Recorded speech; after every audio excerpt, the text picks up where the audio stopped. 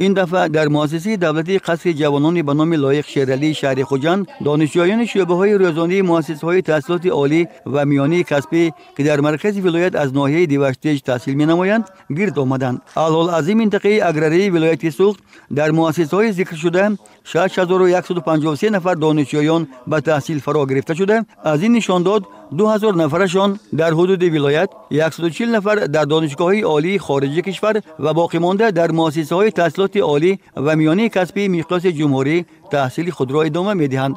ضمن واخواری با دانشجویان اظهار امید کرده شد که جوانان چون آینده ساز ملت با برخورداری از شرایط مساعد تعلیم و بودوباش در دانشگاه‌ها و غمخواری پدرانه اساسگزار صلح و وحدت ملی پیشوای ملت پرزیدنت جمهوری تاجیکستان محترم امامعلی رحمان من بعد در رشد و نمو مملکت آبادی و بنیادکاری‌ها سهمگذاری خواهند کرد. من آرزو دارم بعد ختم مؤسسه تعلیمی در ناحیه خودمان کارهای علمی و تحقیقات‌های علمی گذرانم و برای رشد و نموی دولت عزیزمان و از جمله ناحیه دیوشتج خدمت باسزا گذارم. امروز ما با رئیس ناحیه واخوردیم و در آنجا از بسیار مسئله ها آگاه گشتیم و سخنهایی که در دل داشتیم به آنها ابراز نمودیم و من تشکر خود را اولا به اساسگزار صلح و وحدت ملی پیشوای معظم ملت محترم امامعلی رحمان میرسانم. برای تحصیل بهترین ما شرایط را فراهم آوردند.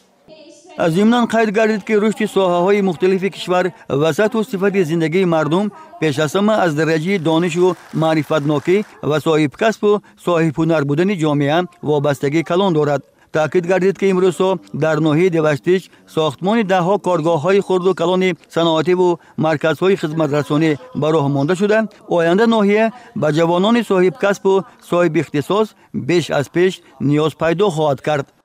دانشجویان در این واخوری پیشنهادهای خود را کردند و به سوالهای خود جواب گرفتند. دانشجویان نیت دارند که بعد ختم دانشگاه کار و فعالیت خود را در ساختارهای گوناگون در ساحه خدمت دولتی، در ساحه آموزگاری و در ساحه سمت ورزش خدمت خود را رسانند و برای معرفی دولت و ملت و برای گلگشکوفایی وطنی از زمان تاجیکستان سهم بی‌نظیر خود را گذارند. امروزها در تمام ساحه‌های گوناگون ناحیه دیوشتج کادرهای بلند اختصاص نمی‌رسند و ما امیدوار هستیم که جوانان دانشجویان ما با بهای خوب و اعلی ختم نموده برای پیشرفت ناحیه‌مان در رشد سمت اقتصادی اجتماعی خدمت نظررس خود را می‌رسانند.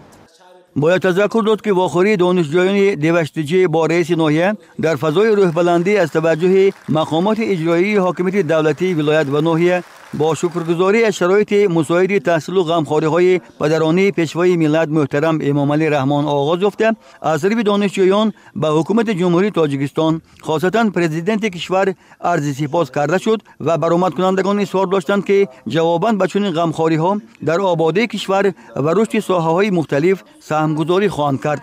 سپس به 120 نفر دانشجویان نیازمند یعنی یتیم و بی‌پرستار و از عائله‌های کم بضاعت کمک یک وقته پولی مقامات اجرایی حاکمیت دولتی ناحیه رسانیده شد.